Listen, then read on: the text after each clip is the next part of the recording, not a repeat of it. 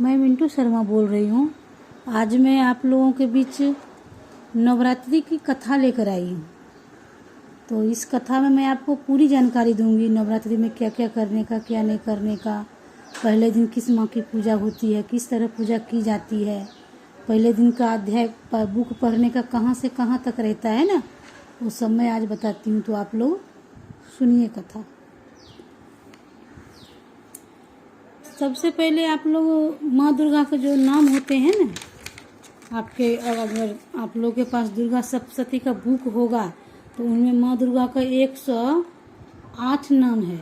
तो आप उस 108 नाम को पहले दिन पढ़िए। तो चलिए मैं पढ़ती हूँ, सुनिए आप लोग।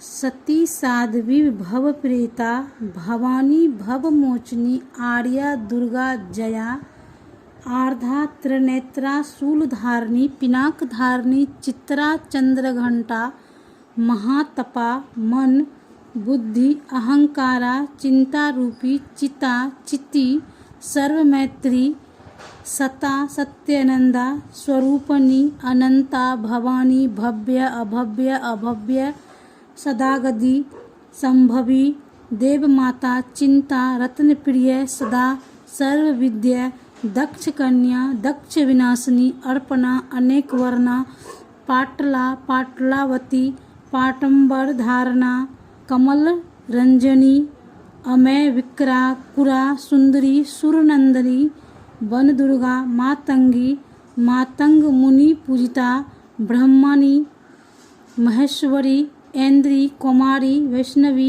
चामुंडा वाराही लक्ष्मी पुरुषा कीर्ति विमला उत्कर्णी ज्ञाना क्रिया नित्या बुधिता बहुला बहुल प्रेता सर्ववाहना वाहना निशुंभ शुंभ हननी महिषासुर मर्दनी मधु कैटप हननी चामुंड विनाशिनी सर्वसुर विनाशिनी सर्वदान घातनी सर्वशास्त्रीमय सत्या सर्वशास्त्र धारणी अनेक शास्त्र धारणी कुमारी एक कन्या किशोरी युवती यति अप्रढ़ा पढ़ा वृद्ध माता बलप्रदा महोदरी मुक्तकेशी घोर रूपा महाबला अग्रज्वाला रौद्रमुखी कालरात्रि तपस्विनी नारायणी भद्रकाली विष्णुमाया जलोधरी शिवदूती कराली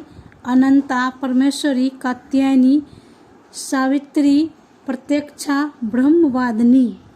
ये माँ का 108 नाम है। आपको प्रतिदिन जब कथा करेंगे शाम को कीजिए तो शाम को, सुबह कीजिए तो सुबह, हाथ में पानी और पुष्प लेके माँ का इस 108 नाम का आपको जप करना है आगे की। उसके बाद आपको देवी का कवच पढ़ना है जो पेज नंबर 14 में है। श्री चामुंडा जी श्री चंडिका देवी जी के लिए नमस्कार है। महर्षि श्री मांडकेश्वर जी बोले कि हे ब्रह्मा जी, इस संसार में परम गुप्त कवच है और जो सभी प्रकार से मनुष्य की रक्षा करने वाला है और वह अभी तक किसी को बताया न हो, उस कवच को मुझे बतलाइए। श्री ब्रह्मा जी मांडकेश्वर जी से बोले कि हे विप्र, जो अत्यंत छुपा हुआ संपूर्ण जीव मात्र का उपकार करने वाला पुण्यदायक श्री देवी जी का कवच है, सो हे महामुने, तुम उस कवच को मुझसे सुनो। अब मैं पहले तुम्हें कवच की अधिष्ठात्री नव देवी मूर्तियों के नाम ध्यान करने के लिए बोलता हूँ।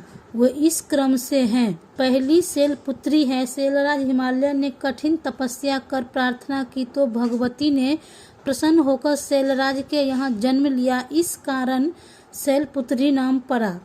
दूसरी ब्रह्मचारिणी, तीसरी चंद्रघंटाए चंद्रमा के तुल्य निर्मल, चौथी कुचमंडाए कुशित संताप स्वरूपी कष्टों से रहित अंडे के तुल्य, अध्य भौतिक अध्य देविक अत्याधामिक त्रिवेदित तम से युक्त ताप से युक्त घास पेशी वाले अंडे, पेठा रूपी संसार का भक्षण करने वाली पांचवी स्कंद माताएं, श्री स्वामी कार्तिकेय जी का पालन करने वाली, छठी कात्यायनी के पुत्री, सातवीं कालरात्रि काल को भी मारने वाली, 8वीं महागौरी कीड़ा समय में भगवान शंकर ने देवी को काली नाम से पुकारा था। इससे भगवती का रंग काला हो गया। निरंतर तपस्या करने से गौर वर्ण प्राप्त हुआ था। इस कारण महागौरी नाम पड़ा था। 9वीं सिद्धदात्री जो समस्त कामनाओं को सिद्ध देने वाली है। इस प्रकार ब्रह्मा जी ने भगवती के नाम कहे हैं। अब आगे फल सुनिए। अग्नि से जलते समय शत्रुओं के बीच युद्ध में गया हुआ तथा महान संकट में भय से दुखी हुए मनुष्य को भगवती की शरण में जाने अनजाने उसका लड़ाई के संकट में कचित भी अनिष्ट नहीं होता और उस पर मैं कभी आपत्ति, शोक, भय और दुख नहीं देखता हूँ। जो मनुष्य सच्चे हृदय से भक्ति के साथ भगवती का स्मरण करते हैं उनकी सब प्रकार से वृद्धि होती है। और हे देवी, तुम्हारा जो स्मरण करते हैं उनकी तुम अवश्य ही रक्षा करती हो, इसमें लेस मात्र भी संदेह नहीं है। श्री चंडिका देवी प्रेत पर बैठी हुई है और 12वीं भैंस पर, ऐन्द्री हाथी पर तथा वैष्णवी देवी गरुड़ पर बैठी हुई हैं। श्री महेश्वरी बैल पर, कुमारी मोर पर तथा श्री विष्णु भगवान की प्रिय श्री लक्ष्मी जी कमल हाथ में लिए हुए कमल पर विराजमान हैं। श्वेत रूपा गौर रंग वाली धारण किए हुए ईश्वरी बैल पर समस्त आभूषणों से सुशोभित ब्रह्मानी देवी हंस पर आरूढ़ हैं। इस प्रकार से समस्त देवियां संपूर्ण योगों से युक्त विविध भांति के आभूषणों तथा रत्नों से शोभायमान हो रही है। ये समस्त देवियां क्रोध युक्त रथ में बैठी हुई दिखाई देती है और शंख, चक्र, गदा, शक्ति, हल, मुसल, खेवट, तोमर, फरसा, पास, भाला, त्रिशूल और उत्तम आयुध शंख, धनुष, ये देवियां दैत्यों का शरीर वध करने तथा भक्तों का अभय देने के लिए देवताओं के हित के लिए इन शस्त्रों को धारण करती है। हे महारुद्र, हे महाघोर, हे पराक्रम वाली, हे देवी, तुम्हारे लिए नमस्कार है। हे महाबलशालिनी, हे महान उत्साह वाली, हे महाभय विनाशिनी, हे देवी, बड़ी कठिनता से दर्शन देने वाली, शत्रुओं को भयों को बढ़ाने वाली, मैं तुम्हारे शरण में आया हूँ, मेरी रक्षा करो। पूर्व दिशा में मेरी ऐन्द्री देवी रक्षा करे। अग्नि कौन है? अग्नि देवता। दक्षिण दिशा में 12वीं देवी रक्षा करें और नेत्रीय कोण में खड़क धारणी वारुणी देवी, पश्चिम में तथा वायु कोण में मृगवाहिनी रक्षा करे।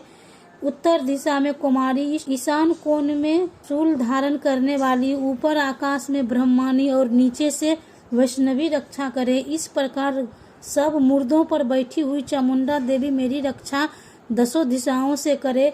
जय देवी आगे की तरफ से, विजया देवी पीछे की तरफ से रक्षा करे। अजिता देवी बाईं तरफ से तथा दाहिनी ओर से अपराजिता देवी रक्षा करे। उद्योतनी देवी शिखा चुटिया की रक्षा करे और उमा देवी सिर में उपस्थित होकर मेरी रक्षा करे। मालाधारी माथे की और यशस्वी देवी दोनों भवों की रक्षा करे। त्रिनेत्रा देवी भवों के मध्य स्थान की रक्षा करे और नासिका की रक्षा यमघंटा देवी करे। आंखों के मध्य में शाखनी देवी, कानों के द्वारा वासनी कालिका, कपोलों की और कानों की जड़ की साकरी रक्षा करे। नासिका की सुगंधी, ऊपर के ओंठ की चर्चिका देवी रक्षा करे। अमृता कला के नीचे के होंठ की तथा सरस्वती जीवा की रक्षा करे। दांतों की कुमारी रक्षा करे और कंठ देश की चंडिका, चित्र घंटा, घटक गले की और लातू की महामाया रक्षा करे। कामाक्षी ठूठी की बानी की सर्व मंगला रक्षा करे। भद्रकाली गर्दन की और धनुष धारणी पीठ की रक्षा करे। कंठ से बाहर नील गिरवा रक्षा करे। कंठ से बाहर नील गिरवा रक्षा करे। नल कुबरी कंठ नीली की रक्षा करे। खड़क धारणी दोनों कंधों की बाहुओं की वज्र धारणी रक्षा करे। दंडनी दोनों हाथों की और अंबिका अंगुलियों की रक्षा करे। समस्त नखों की भूलेश्वरी और उछी कोख की कुलेश्वरी रक्षा करे। महादेवी जी दोनों सथनों की और शोक विनाशिनी मेरे मन की रक्षा करे। ललिता देवी हृदय की और शूल धारणी उदर की रक्षा करे। टूटी की कामनी गृहस्थान की गृहेश्वरी, पूतना कामनी लिंग की तथा महेशवाणी गुदा की रक्षा करे। कमर की भगवती रक्षा करे। घुटनाओं की विंध्यवासिनी रक्षा करे। सब काम देने वाली महाबली देवी जंगाओं की रक्षा करे।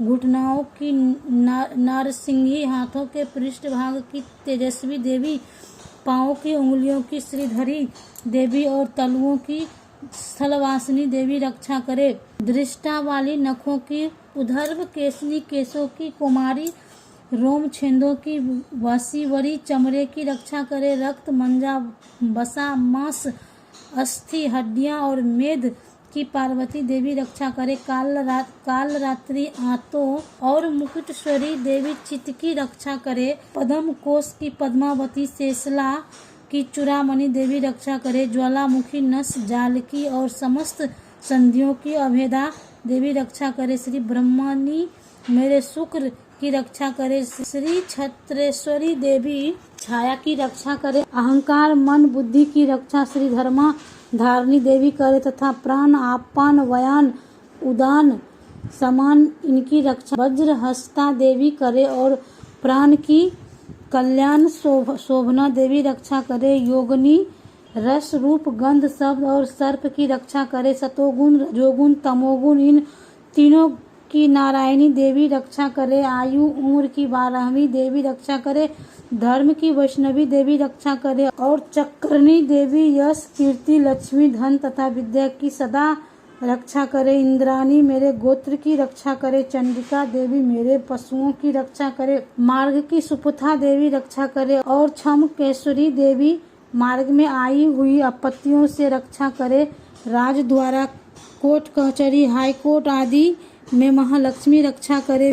विजया देवी सभी स्थानों में सब प्रकार से रक्षा करे। यदि कवच में कोई स्थान रक्षा में शेष रह गया हो, उस स्थान की पापों का नाश करने वाली जयंती देवी रक्षा करें। अपने आत्मा शरीर का कल्याण चाहने वाले मनुष्य को कवच के बिना एक पग भी नहीं चलना चाहिए, क्योंकि कवच से अपनी रक्षा करके नित्य जिस स्थान पर जाता है, जिस कार्य की इच्छा करता है, उस कार्य में वह निश्चय ही पाता है और वह पुरुष इस पृथ्वी पर परम अतुल्य ऐश्वर्य को प्राप्त कर लेता है तथा वह जिसने कवच धारण कर रखा है युद्ध में निर्भय होकर विजय को प्राप्त करता है और वह पुरुष कवच से आकृत तीनों लोकों में पूजा को प्राप्त होता है। यह देवी का कवच स्वर्ग लोक में देवताओं को भी दुर्लभ है। जो मनुष्य श्रद्धा पूर्वक पवित्र हो, नित्य प्रति तीनों संध्याओं, प्रातः, माध्यम, सायंकाल इस भगवती के पाठ को करता है, वहाँ उससे अर्थ, लाभ, विजय और समस्त कामनाओं की सिद्धि हो जाती है। उस पुरुष को देवी कला प्राप्त होती है और त्रिलोक में भी विजय प्राप्त कर सकता है तथा अकाल मृत्यु से रहित होकर 100 वर्ष से अधिक जीवित रह सकता है और उसको लूता, विस्फोटक आदि रोग नष्ट हो जाते हैं। सथावर, जगम, कृतम, विषाद तथा समस्त अभिचार, यंत्र, मंत्र आदि जो इस पृथ्वी पर हैं तथा भूचर प्राणी, खेचर, आकाशगामी, जलचर प्राणी और उपदेशक तथा उत्पन्न हुए तथा कुल में उत्पन्न होने वाले रोग, शाकनी, डाकनी आदि, नीच, घोर, महाबलशाली, डाकनी, ग्रह, भूत, पिचास, यक्ष, गंधर्व, राक्षस, ब्रह्म राक्षस, वैताल, कुष्मांड, भैरवादिक इस देवी का कवच को हृदय में धारण करने वाले पुरुष के दर्शन मात्र से समस्त आपत्तियां नष्ट हो जाती है। इस कवच मात्र से उन्नति प्राप्त होती है तथा तेज की वृद्धि होती है और इस पृथ्वी पर कवच धारण करने वाले पुरुष का यश और कीर्ति भी बढ़ता है। जो मनुष्य सप्तशती के पाठ जप करने के समय पहले कवच का पाठ करके बाद में सप्तशती का पाठ करते हैं, जब तक वह भूमंडल, पृथ्वी, पवन, वृक्ष, वन को धारण किए हैं, तब तक वह इस कवच का पाठ करने वाले मनुष्य के संतानिक, पुत्र, पौत्रिक, नाती पृथ्वी पर बने रहते हैं, जो देवताओं को भी परम दुर्लभ स्थान है।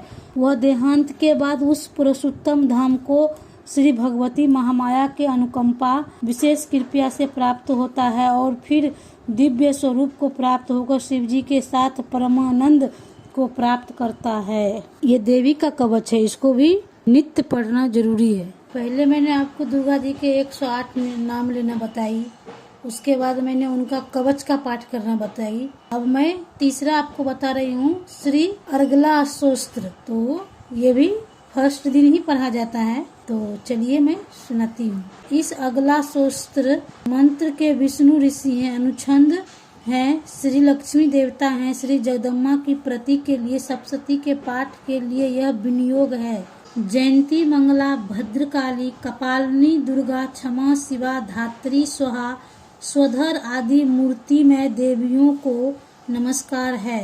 हे चामुंडे देवी, हे प्राणी मात्र को कष्ट हरने वाली, हे सर्वव्यापी, हे कालरात्रि, आपके लिए नमस्कार है। हे मधुकैटभ, दैत्य को मारने वाली, श्री ब्रह्मा जी को वरदान देने वाली, तुम्हारे लिए नमस्कार है। हे देवी, तुम मेरे लिए सुंदर स्वरूप दो, जय दो, यश दो और दुश्मनों का संहार करो। हे महिषासुर को मारने वाली, भक्तों को सुख देने वाली, तुम्हारे लिए नमस्कार है। मेरे लिए सुंदर स्वरूप दो, जय दो, यश दो और दुश्मनों का संहार करो। हे रक्त बीज दैत्य का वध करने वाली, हे चंड मुंड का विनाश करने वाली, मेरे लिए सुंदर स्वरूप दो, जय दो, यश दो और दुश्मनों का संहार करो।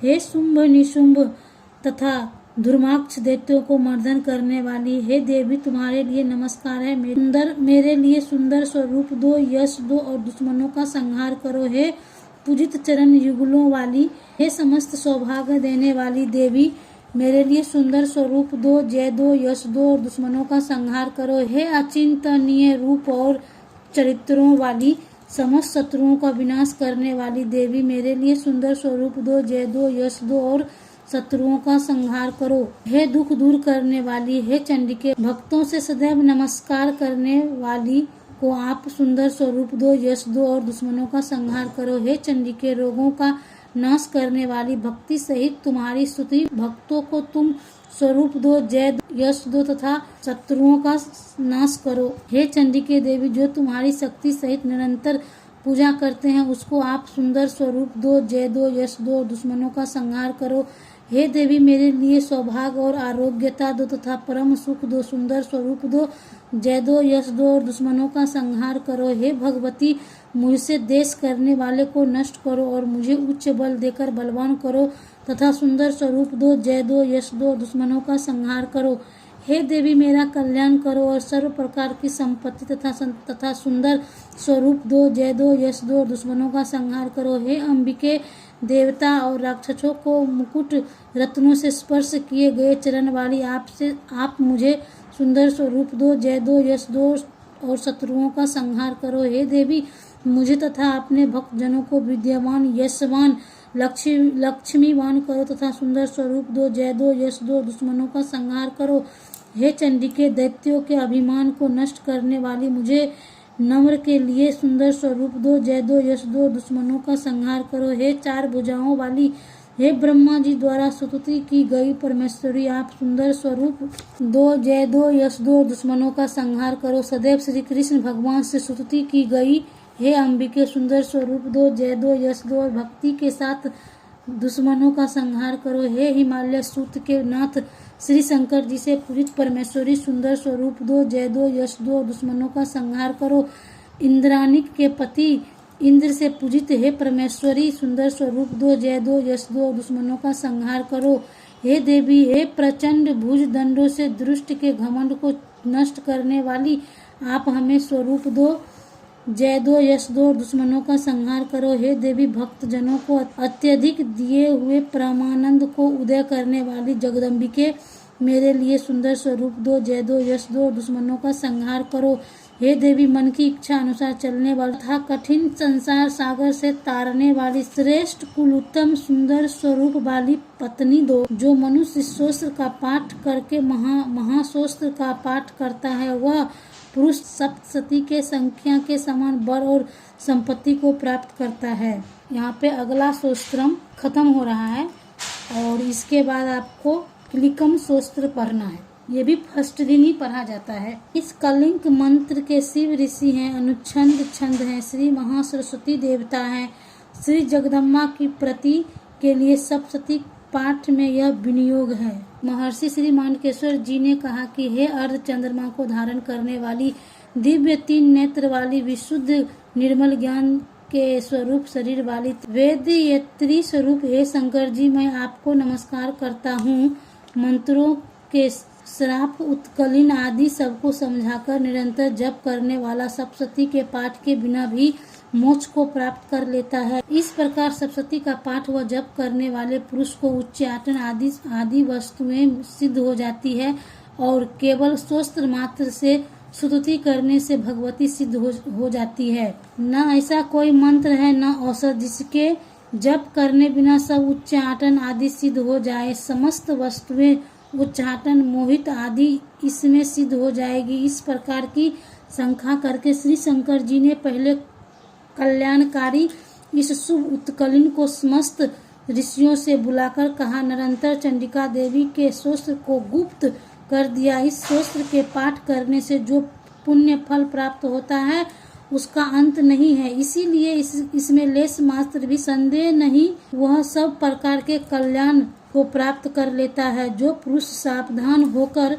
कृष्ण पक्ष की चतुर्दशी या अष्टमी को समस्त पदार्थ भेंट में देकर पीछे प्रसाद के स्वरूप में ग्रहण करता है, उसी पुरुष को दुर्गा देवी सिद्ध होती है और दूसरे प्रकार से नहीं। इस प्रकार श्री शंकर जी ने सिद्ध रोकने के लिए विलित किया है, इसीलिए इसका नित्य कलिन करके नित्य जपता है।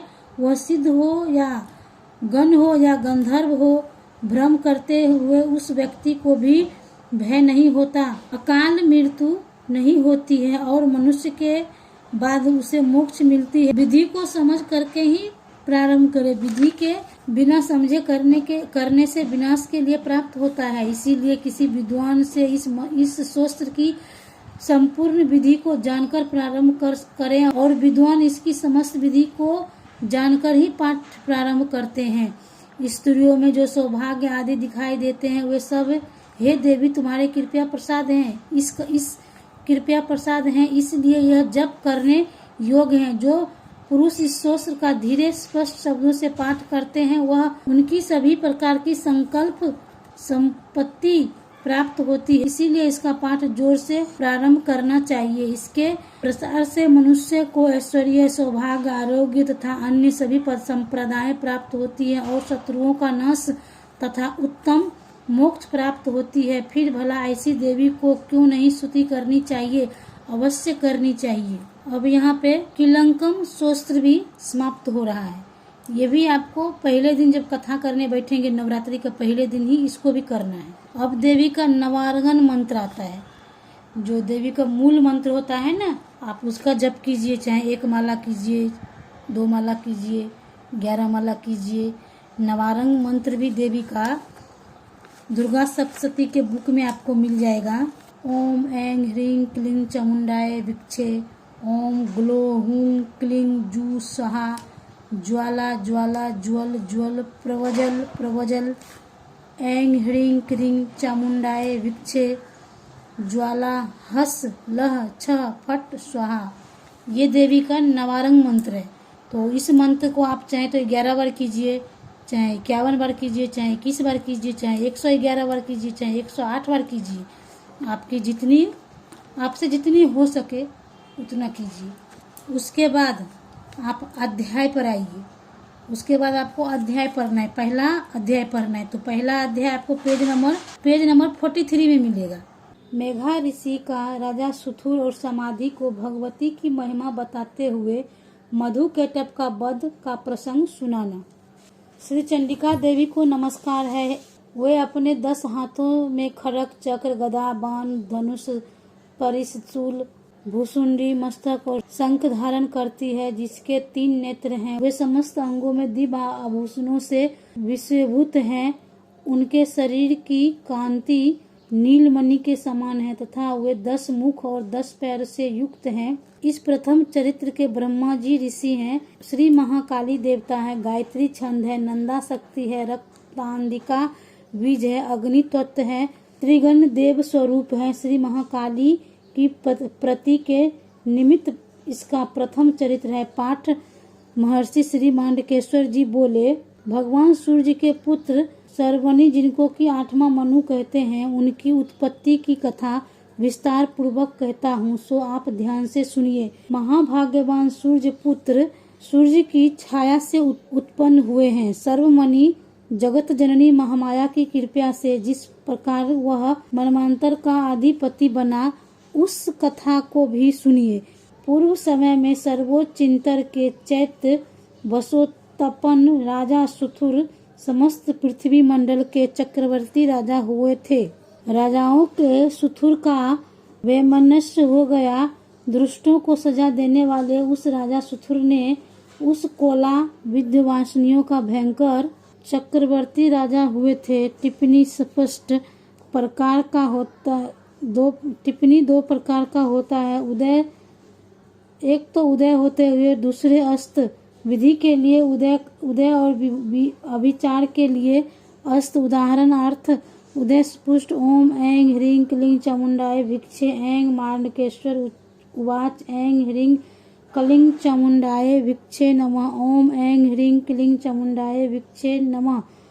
ओम सर्वणि सूर्येत नयो नयो मनु कथे मृष्ट निसामये तदुपति विस्तराग दोषम ऐं ह्रीं क्लीं चामुंडाय भिक्षे नमः। एवं स्वर्ण तथा अस्त सुपुष्ट क्रम ह्रूं फट एम मांडकेश्वर स्वाहा फट फट ओम वासनी प्रति मंत्रे सूर्यनेतो यमुना कथयष्टे निशानमये। समस्त पृथ्वी मंडल पर चक्रवर्ती राजा हुए थे एवं समस्त सर्वत्र प्रति मंत्रे उस समय प्रजा का निज पुरुषों का अनुसार पालन करते हुए कोला विद्यवासिनी राजाओं के सुथुर का वैमनस्य हो गया। दुष्टों को सजा देने वाले उस राजा सुथुर ने अपने कोला विद्यवासिनियों का भयंकर युद्ध हुआ और थोड़ी सेना कोस होने पर भी कोला विद्यवासिनी राजाओं ने सुथुर राजा को युद्ध में जीत लिया। अनंतर वह राजा अपने नगर में आकर अपने देश का राज्य करने लगा। इस पर भी अन्य शत्रुओं राजाओं ने भी उस महाभाग्य राजा सुथुर पर चढ़ाई कर दी और अपने नगर में भी दुष्ट आत्मा दुराचारी मंत्रियों ने प्रबल राजा का कोष स्वर्ण तथा स्वर्ण की समस्त वस्तुएं छीन ली। तब तो वो राजा सुथुर अपने अधिकार हारकर बिना किसी को साथ लिए अकेले ही घोड़े पर सवार होकर शिकार करने के बहाने से घोर जंगल में चला गया। वहां पर महर्षि मेघा का परम सुंदर आश्रम दिखा तो जो कि शांत हृदय सिंह व्याधि जानवरों तथा निज शिष्यों और मुनियों से सुशोभित था। उस स्थान पर बैठे हुए महर्षि मेघा के लिए राजा सुथुर ने नमस्कार किया और मुनि द्वारा उचित सत्कार प्राप्त कर राजा सुथुर कुछ समय तक इधर उधर विचारता हुआ उसी आश्रम में रहा।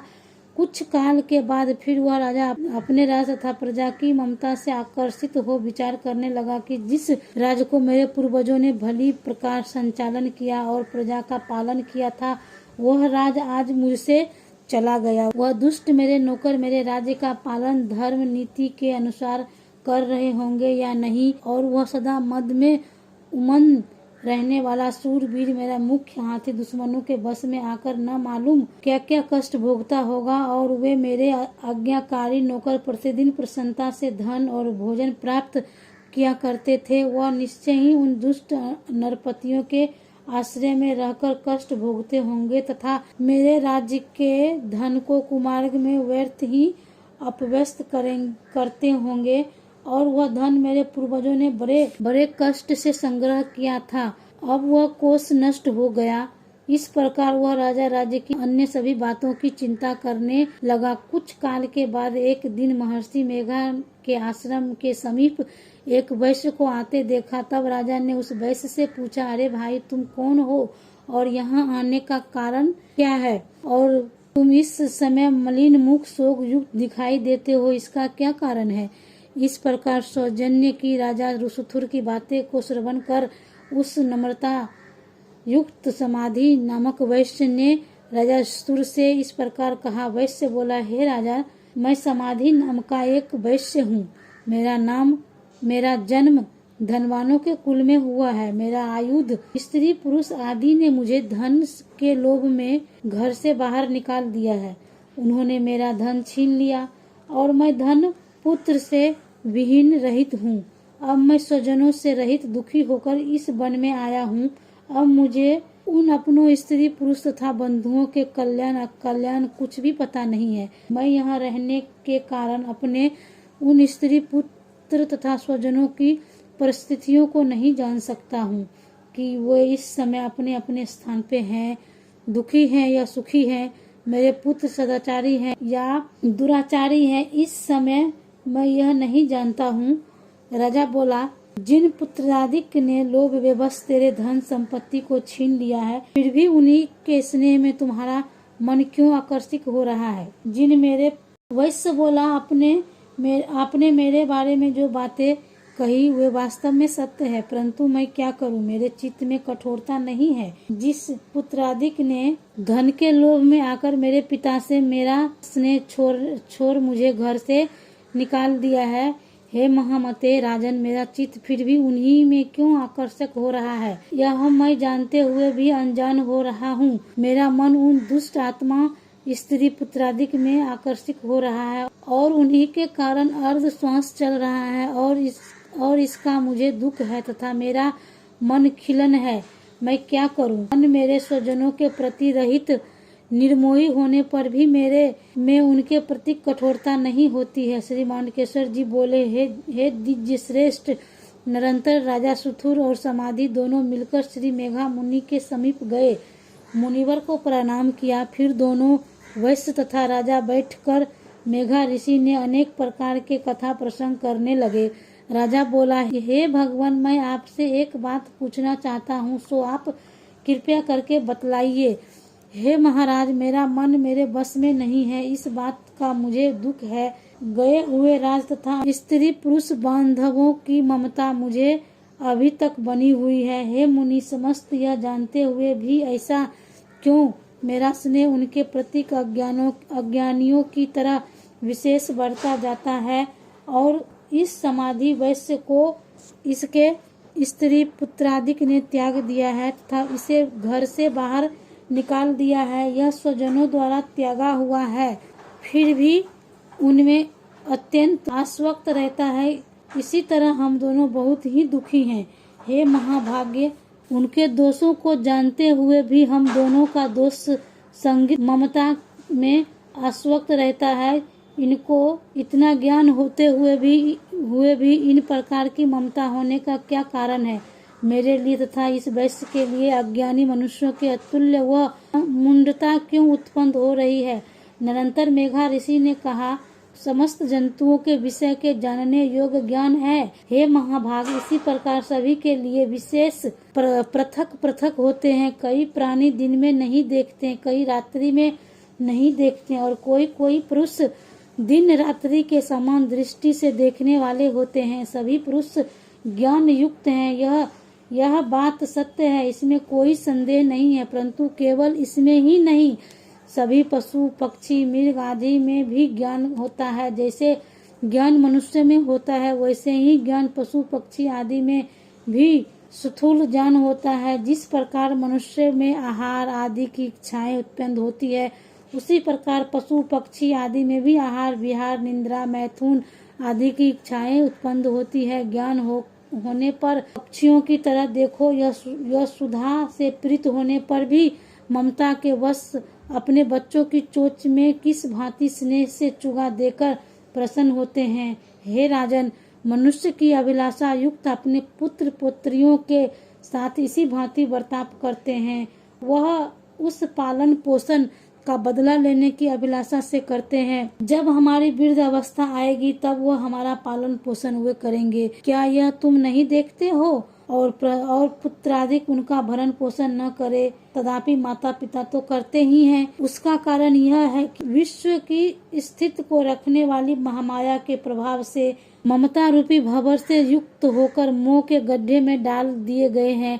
इसमें कोई विषम्य करने की आवश्यकता नहीं है, क्योंकि यह सब भगवान विष्णु की योग निद्रा है, जिसके द्वारा संपूर्ण विश्व मोह को प्राप्त हो जाता है। यह वह हरि भगवान की महामाया है। वह भगवती देवी निश्चय ही बड़े ज्ञानियों के चित्त को जबरदस्ती खींचकर मोह में डाल देती। इस देवी ने ही चराचर विश्व को उत्पन्न किया है और यह देवी प्रसन्न होकर ही मनुष्य भक्त को वरदान देती है जिससे मुक्ति मिलती है। वह ही मुक्ति की परम हेतु है और वह ही सनातनी ब्रह्मज्ञानी स्वरूप विद्या है। यह भगवती की संसारिक बंधनों की हेतु है तथा वही सर्वेश्वरी की ईश्वरी है। राजा बोले, हे भगवान, आप जिसको महामाया कहते हैं वह कौन सी देवी है? हे दीजिए, वह देवी किस प्रकार उत्पन्न हुई और कौन सा उसका कार्य है, उसका स्वभाव, स्वरूप, उत्पत्ति आदि के विषय में मैं आपसे ये सभी वृत्तांत सुनना चाहता हूँ।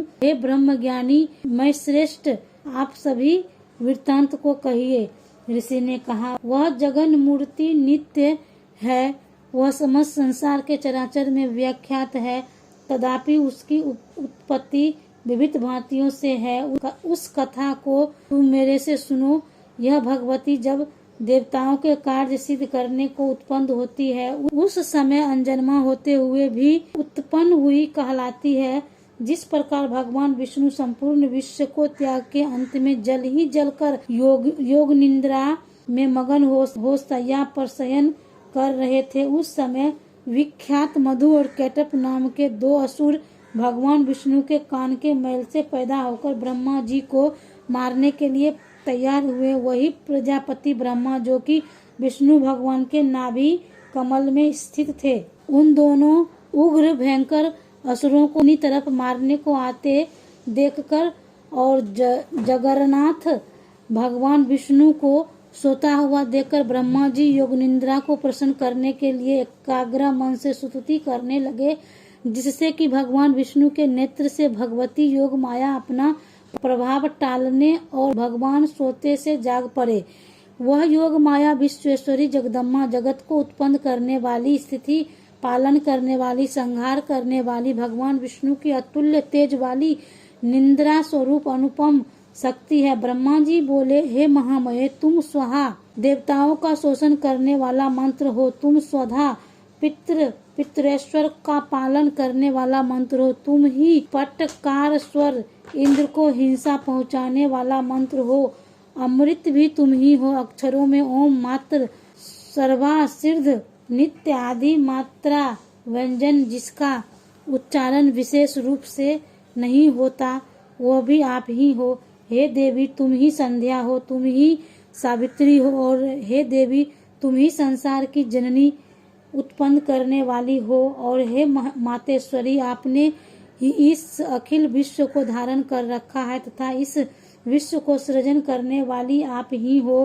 हे देवी, इस विश्व का पालन आपके द्वारा ही होता है तथा अंतिम समय में संहार करने वाले आप ही हो। रचना काल में सृष्टि रूप तथा पालन काल में स्थित रूप आप ही हो। हे जगदम्बे, इस विश्व के संहार काल में आप संहार स्वरूप हो, आप ही महाविद्या हो, आप ही महामाया हो, आप ही महामेघा और महास्मृति हो, और आप ही महामाया देवी, और आप ही महादेवी महासुरी हो।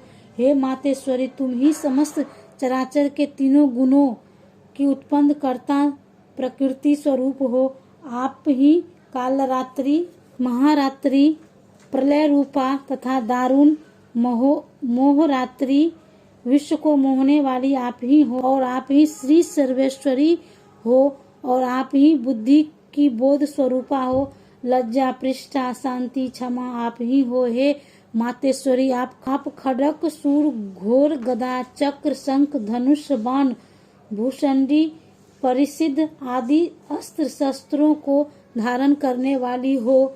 हे देवी, आप ही सौम्य स्वभ्यता हो तथा समस्त विश्व में आप ही अति सुंदर हो। पर एवं ऊपर सबसे बड़ा परमेश्वरी तुम ही हो। हे देवी, स्वरूपों को धारण करने वाली, जहाँ कहीं जो कुछ भी, उन समस्त वस्तुओं की शक्ति आप ही हो। हे आप ही हो, मैं आपकी किस भांति से प्रार्थना करूं जो इस विश्व की रचना, पालन और संहार करता है। उस भगवान विष्णु को आपने अपनी निंद्रा के वश में कर लिया है। फिर भला बतलाइए, और कौन व्यक्ति आपकी प्रार्थना करने में समर्थ हो सकता है, जबकि आपने भगवान विष्णु, ईश्वर, शंकर तथा मुझसे यह शरीर ग्रहण कर लिया है। इस कारण से कौन मनुष्य या देवता आपकी स्तुति करने की समर्थ रख सकता है। आप तो अपने प्रभाव से स्वयं प्रशंसित हो। मधु और कैटप नाम के इन घोर असुरों को अब आप मोह लीजिए और विश्व के स्वामी भगवान अच्युत को जगा दीजिए।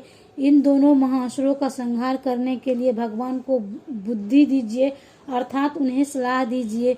ऋषि बोले, इस प्रकार जब ब्रह्मा जी ने मधु और कैटप असुरों के संहार के लिए तथा भगवान विष्णु को जगाने के लिए तामसी देवी की प्रार्थना की, तो उसी समय भगवान विष्णु के नयन, मुख, नाक, भुजा, हृदय और वृक्ष स्थल से निकलकर अव्यक्त जन्मा श्री ब्रह्मा जी के योग माया आगे उपस्थित हो गए और उस योग निद्रा से भगवान जनार्दन भी जग पड़े। अनंतर भगवान विष्णु ने शेष शैया पर बैठे हुए ही उन महाप्रकर्मी वीर्यवान मधु और कैटप दोनों असुरों को देखा। ब्रह्मा जी को खाने के लिए क्रोध से जिसकी आंखें लाल लाल हो रही थी, उसी समय भगवान विष्णु ने शेष शैया से उठकर उन दोनों असुरों से युद्ध किया और भगवान विष्णु ने 5000 वर्ष तक बाहु युद्ध किया। अति बलशाली महा उत्पन्न दोनों असुरों को महामाया ने मोहित कर रखा था। केशव विष्णु भगवान से उन्होंने कहा कि आप हम से वरदान मांगे। भगवान ने कहा, यदि तुम दोनों मुझ पर प्रसन्न हो तो मेरे हाथ से तुम्हारी मृत्यु हो जाए। अन्य वरदान की मुझे कोई आवश्यकता नहीं है, मैं तो केवल यही वरदान चाहता हूँ। ऋषि ने कहा, इस भांति जब भगवान ने उन दोनों से यह वरदान ले लिया तो भगवान से वे कहने लगे कि हमें सर्वस्त्र जल ही जल दिखाई देता है, इसीलिए हे भगवान हमारा वध उस स्थान पर कीजिए जहाँ पृथ्वी पर पानी न हो। ऋषि मेघा ने कहा, तब पश्चात भगवान विष्णु ने शंख चक्र गदा धारण किए। उसने तथास्तु का उन दोनों के सिर अपनी जंघाओं पर रख चक्र से काट दिए।